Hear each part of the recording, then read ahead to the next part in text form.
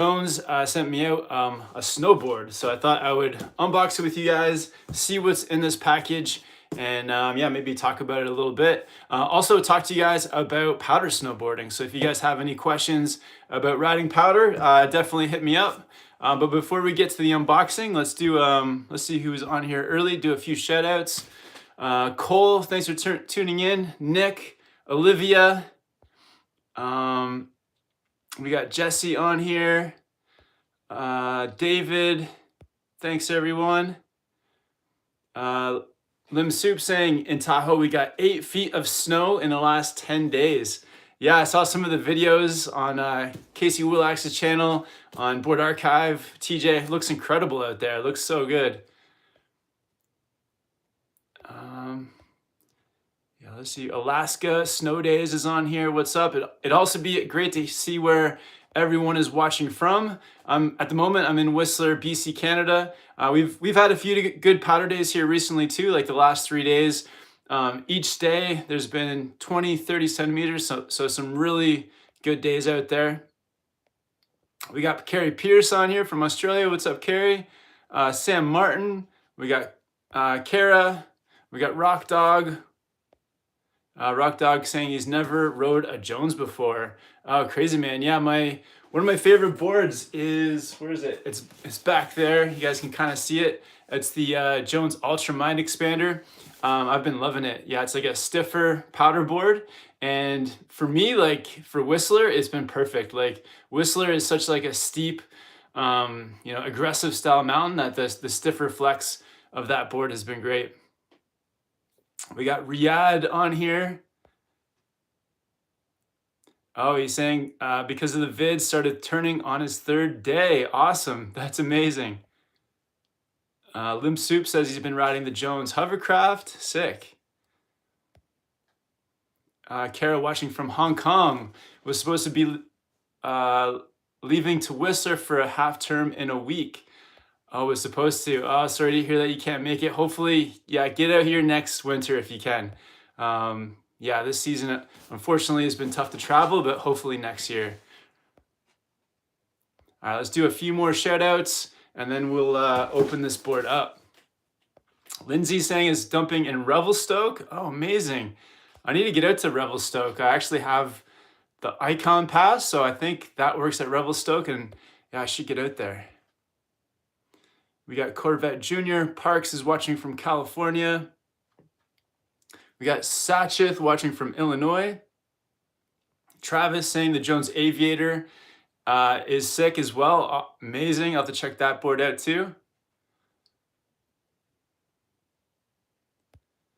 All right, let's so if you guys have any questions about powder riding, about snowboards, I'll get to those after the unboxing, but yeah, maybe we should just hop into this. So yeah, the backstory is, Seth from Jones reached out to me and yeah, just asked me if I wanted a couple boards. So I looked through their catalog and found 2 that I really liked. This is one of those 2. So I'm pretty stoked to check it out. Yeah, let's open her up. And I tried to pick boards that I thought would be really well suited to the conditions here in Whistler.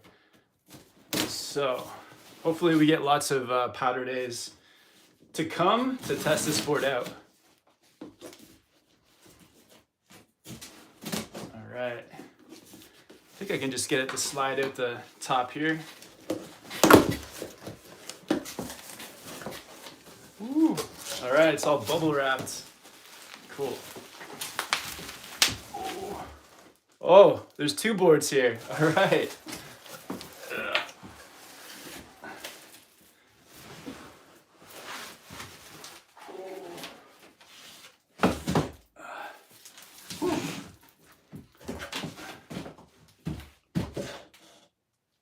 Oh, wow. No wonder that box was so heavy. 2 snowboards. Are they the same board? Crazy. Cool. All right, gotta cut open some of this bubble wrap too. Is there anything else in there? Oh, this.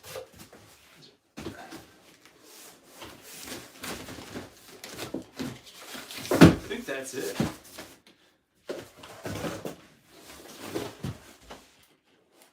Need like a flashlight. Okay, so there's some bubble wrap on these boards. Let's take the bubble wrap off.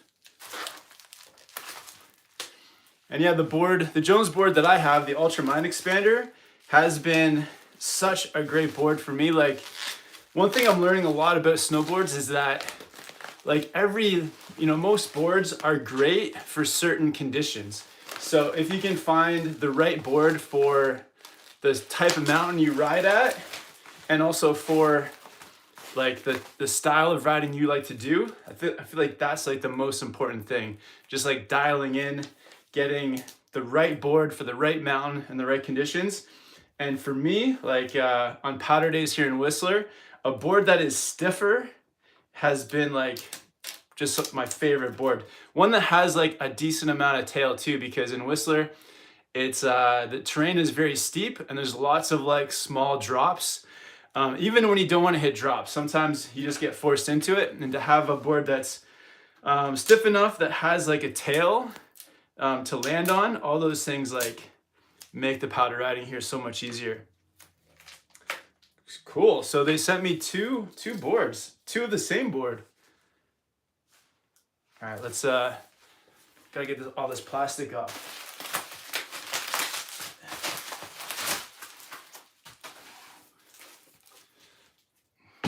I don't want to show you the full board until I get all the wrapping off here.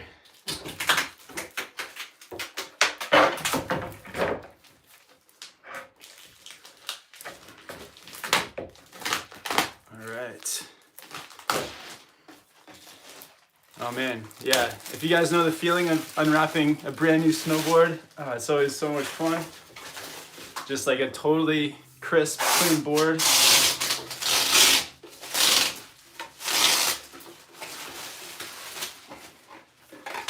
Cool.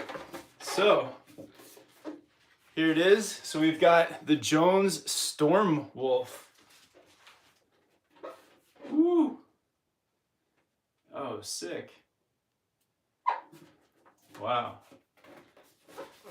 So the Jones Stormwolf, I believe this must be like a 162.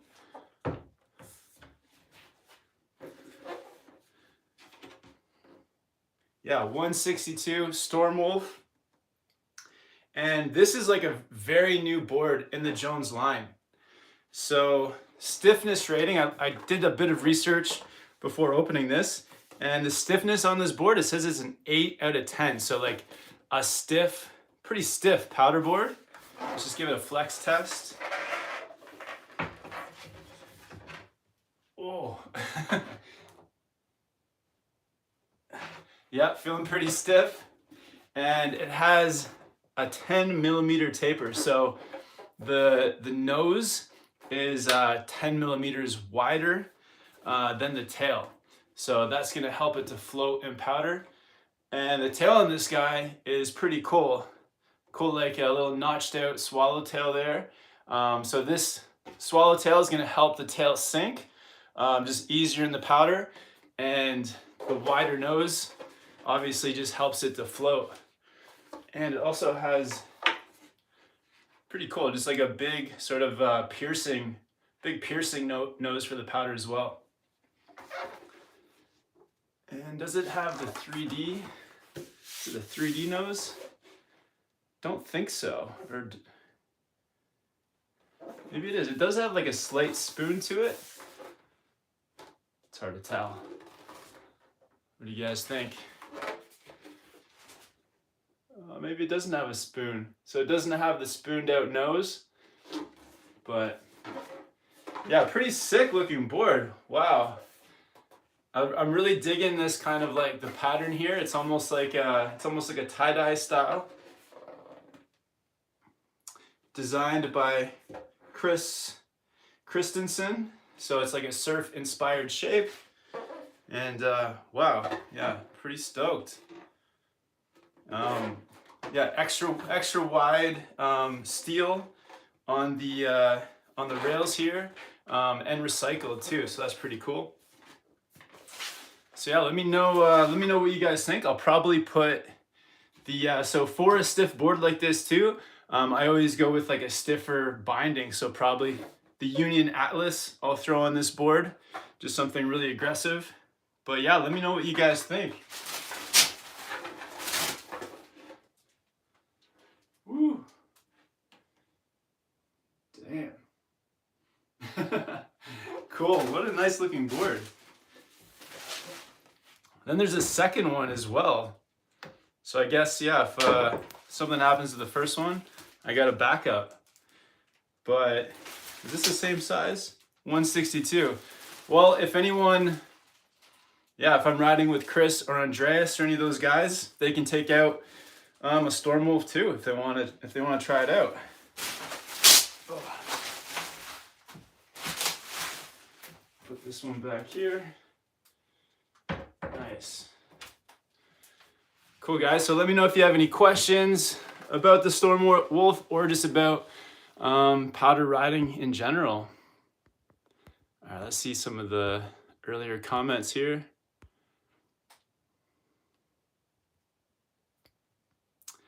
Bad Rider says, I wonder if it has the same stability issues the Storm Chaser has in powder and doing drops.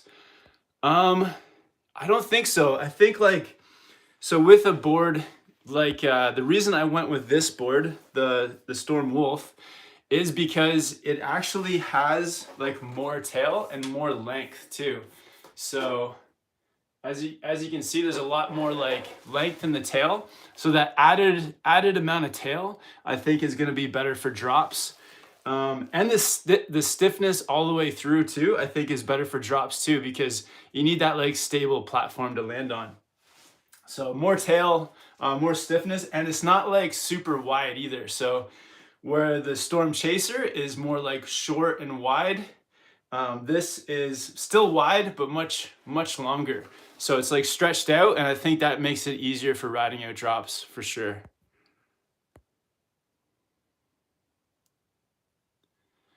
BK said, I rode some powder today with my Yes Y and had a blast. Awesome, BK, sick. Jolyn says, how deep of snow is it worth it to use a powder specific board? It's hard to say, but it definitely helps. Once, I guess, I don't know how deep exactly, like where's the cutoff point, but I remember it was maybe 5 years. I've only been really riding powder boards for like 5 years. Before that, I was always on a park, like a twin park board for all conditions. Just because I just couldn't afford it. Like I just had one board for the season. And then once I made the stretch and picked up like a powder specific board, it definitely made such a difference. Like I immediately noticed I was like cruising past all my friends, areas where my friends were getting stuck. Like I was just flying right through, and the amount of effort it took too was just like, cut down by like 80%, like not having to lean onto my back foot as much, staying more level through the snow. Yeah, it was amazing. So I don't know what the cutoff would be. I think maybe if you're getting into snow that's around 10 centimeters, then you're probably going to notice like some of the benefits with a PAL specific board. BK wants to know, how tall are you? So I'm 6'3", and I'm 180 pounds. So that's why I asked for the 162, because the extra length is what I need for my weight.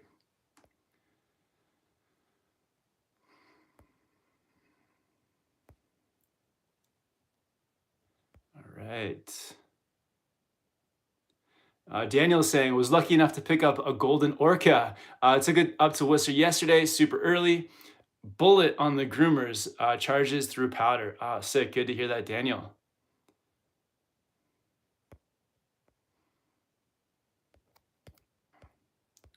All right, going back to the start here, recent comments.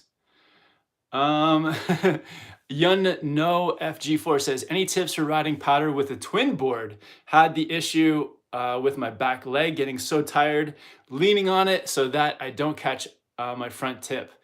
Yeah, definitely. With your twin board, what you want to do is push your bindings all the way towards the tail. So make the tail of your board as small as possible. And yeah, with a twin board, that is really the best thing to do, just to make it as easy on your back leg as possible. And yeah, just power riding in general, being on that back leg helps with the twin board, but also reading the terrain and like looking and seeing where you can control your speed with some turns through the powder, and with some slashes like spraying snow, and where are like the flat areas of the terrain where you need to pick up your speed. So I feel like that is probably the biggest thing for powder riding in general, is just reading the terrain and knowing where to like carry your speed to get across any flat areas and not get stuck. And for controlling your speed, it's all about just like thinking about spraying some snow out the side, especially in trees. If you can get that rhythm going of like going back and forth between your heels and toes, spraying snow out the side, that gives you the best control. And Yun No FG4 with the super chat. Awesome. Thanks for the support, man. Yeah, appreciate it.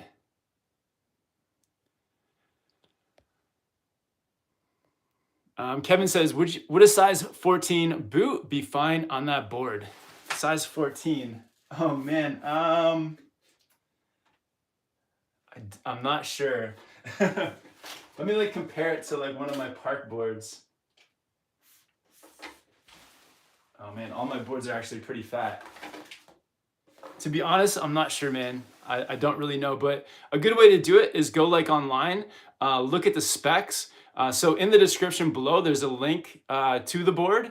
And the best thing to do with size 14 feet is to look at like the specs and like the waist width and all of that. That'll like help determine if it's big enough for you. But it's definitely a wide board, so it could be.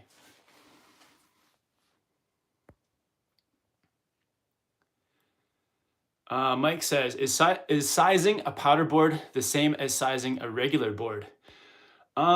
No, I would say like I prefer to have my powder board be a little bit bigger than a regular board, like a park board, just because for like riding the powder, that extra length just helps to give you stability, especially at high speeds.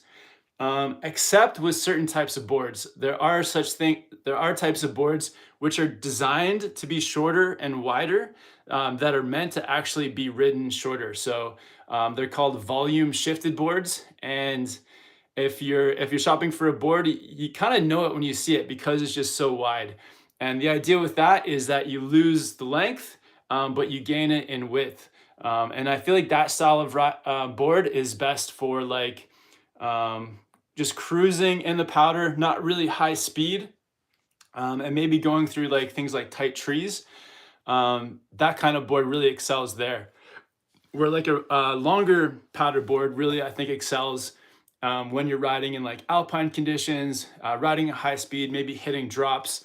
That's when the extra length comes into play. So for me, my ideal powder board is probably around like a 162, and a park board for me is like a 58 or 59. Sam wants to know what bindings do you use for powder boards?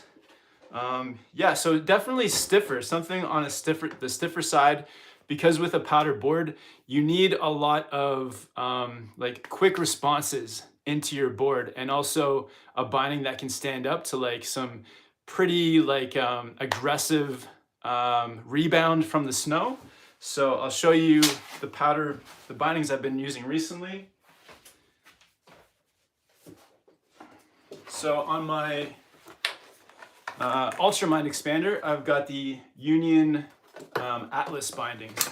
And the main thing with these is that they're stiff, and that stiffness just helps to like transfer your movements into the board quickly, but also to help you just like ride out of things too. So if you're riding through powder and maybe you hit like a bump or something that you don't quite see coming, these are gonna help to just keep you more stable and give you more control. So definitely a stiffer binding for powder riding.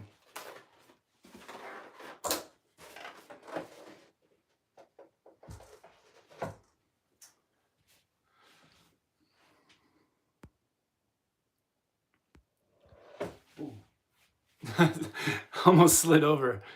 Thoughts on the Mind Expander Twin? Yeah, I've seen that board like in a catalog, but I haven't actually gotten the chance to ride it. But that'd be super fun, yeah, to ride the Mind Expander Twin. That'd be really fun for like free ride into the powder, just getting some like tricks down. That'd be amazing.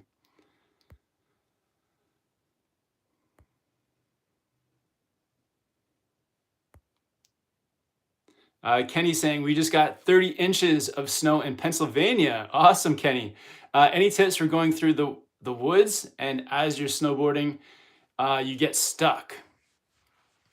Yeah, for riding through the woods, I feel like the most important thing is like that you are riding with friends, that you're keeping an eye on each other, because it's probably one of the more like dangerous places to snowboard.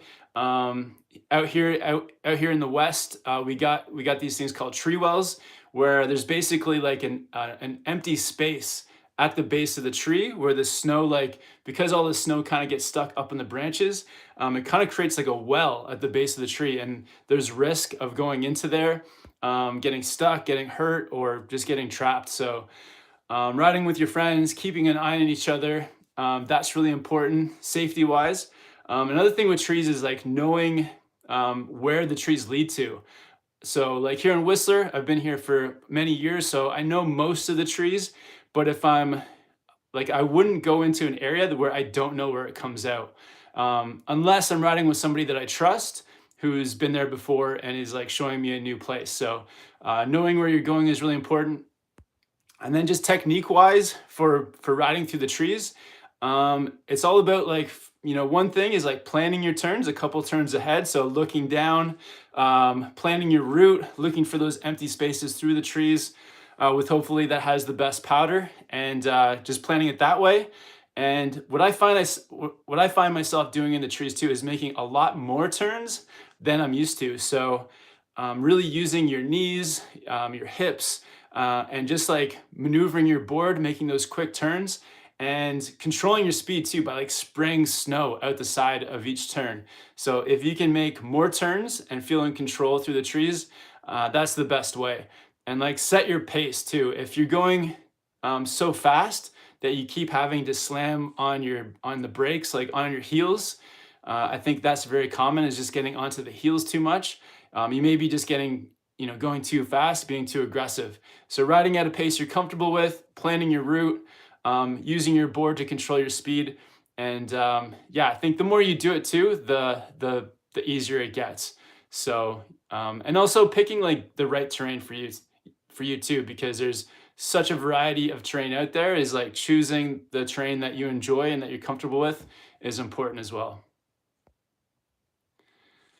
Mike says full powder safety video. Yeah, like I try to mention the safety as much as possible, but it would be really cool to just do a video just on powder safety. That'd be amazing.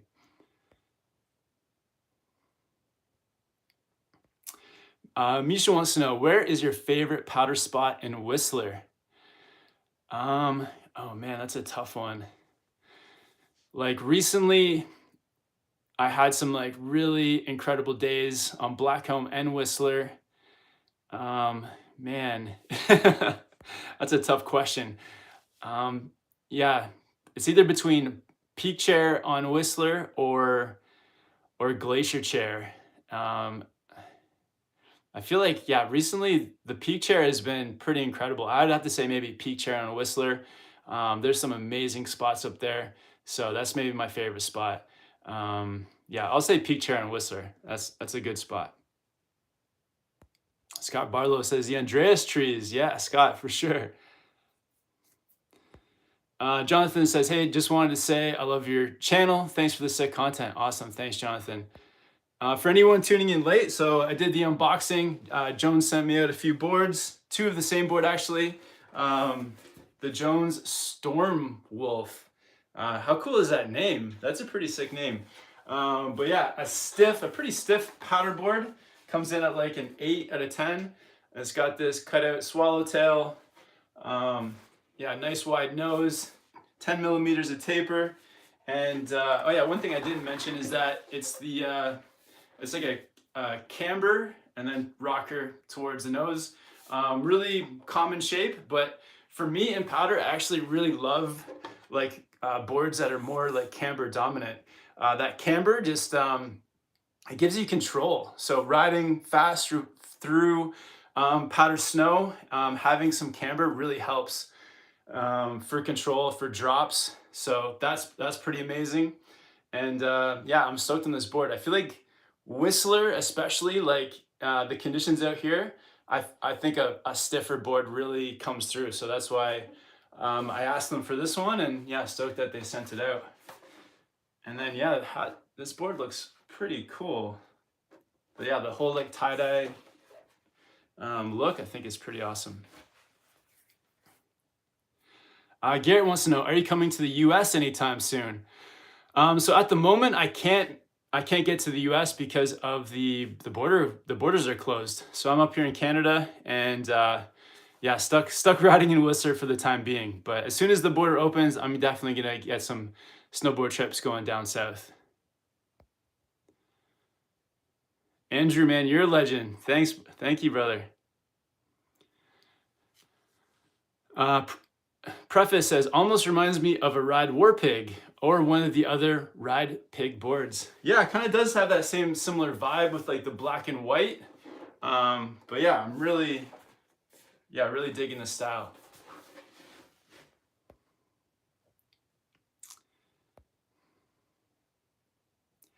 Harry says, do you recommend padded shorts for beginner snowboarders? I do, yeah, definitely.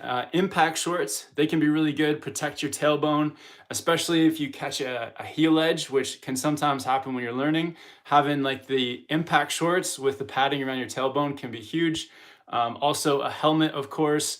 And if you're like a real beginner, I find that wrist guards are really important too. I think the two most common areas to hurt when you're a beginner is your wrist and your tailbone. So if you can protect those, it just makes learning so much easier, and you'll be more safe too to ride more days.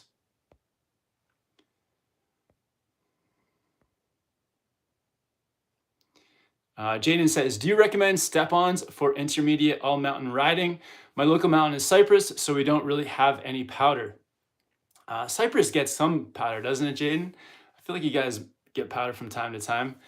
I would say if step-ons is if like your number one priority is the convenience of getting in and out of them quickly, because I do think you sacrifice, there's not as much variety for choosing boots to go with the step-ons. So that is one drawback. And the other one is I think you do lose a bit of performance.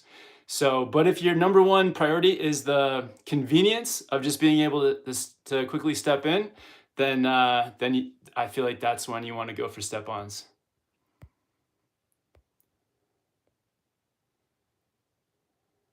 Neil wants to know, how long do PTEX fixes to core shots last? Neil, it kind of depends. I think it depends on who does it. I've repaired some boards with PTEX before, and it's only lasted like a couple days. And I've recently brought some of my boards into a place here in Whistler called CSM, who have done some base repairs for me. And some of their repairs have lasted like up until currently, like they're still going. So it kind of depends on who does them. If you get them done right, then they should last a long time.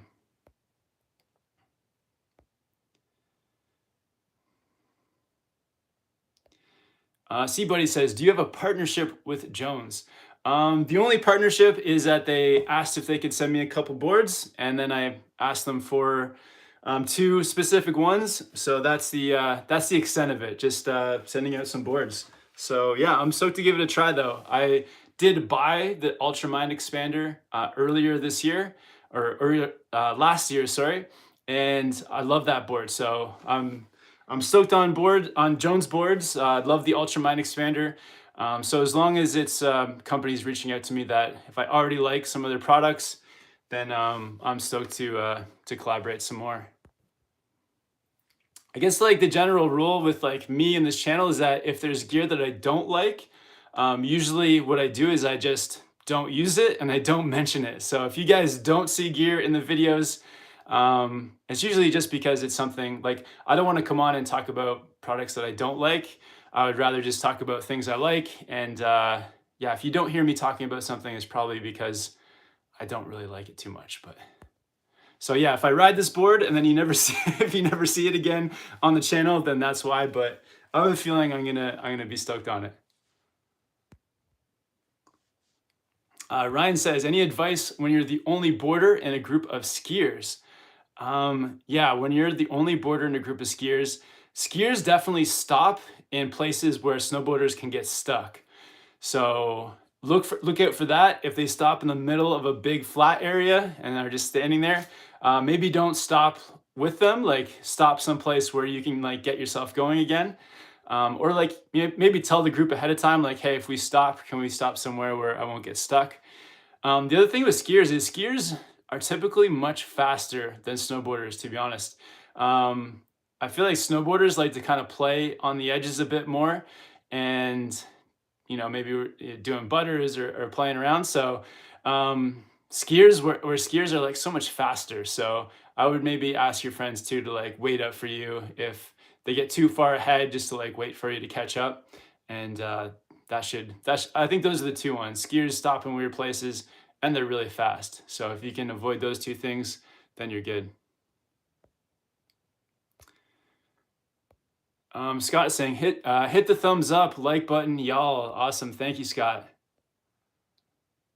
Rock Dog says, how much is that board retail? So I think that the Stormwolf is, I think it's $5.99 American. But how cool is that name, Stormwolf? I love that. That's they like nailed it on the name. Cool. Daniel's saying it's 800 Canadian. Yeah, that seems about right. Dylan saying just got 2.5 feet of snow. I know it's not a lot for the West Coast, but here in the East Coast, it's amazing. Oh, sick, Dylan. Yeah, where do you ride on the East Coast? That's yeah, that is a lot of snow, even for out here. Benjamin says Huck Knife Pro or Capita DOA. I haven't ridden the Huck Knife Pro, so I don't know, but I have ridden the Capita DOA. I really like that board. It's kind of like a do everything style board, so I would go with the Capita DOA. Benjamin, it kind of depends though. If you're into like butter tricks and like smaller park tricks, then that board may be too stiff.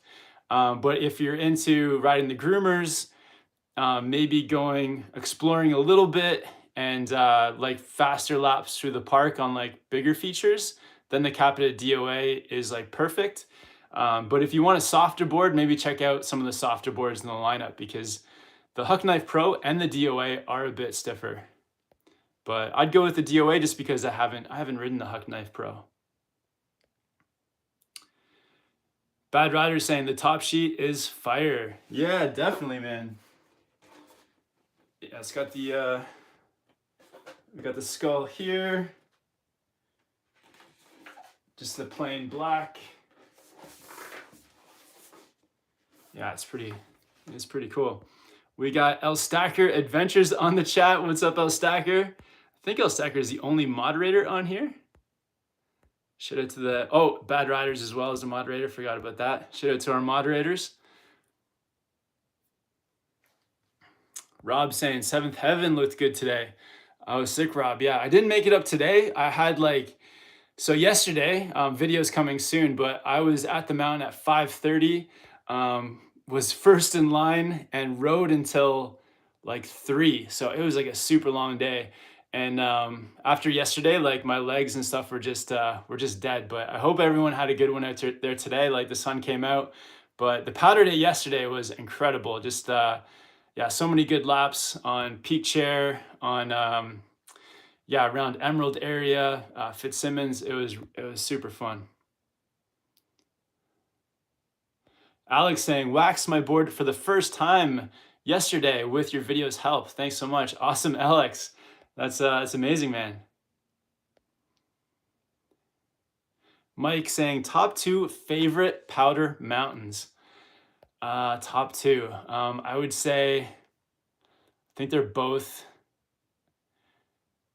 Okay, I'll say Niseko, Japan, and I'll say Whistler Mountain. Those are my top two. So Whistler and Niseko.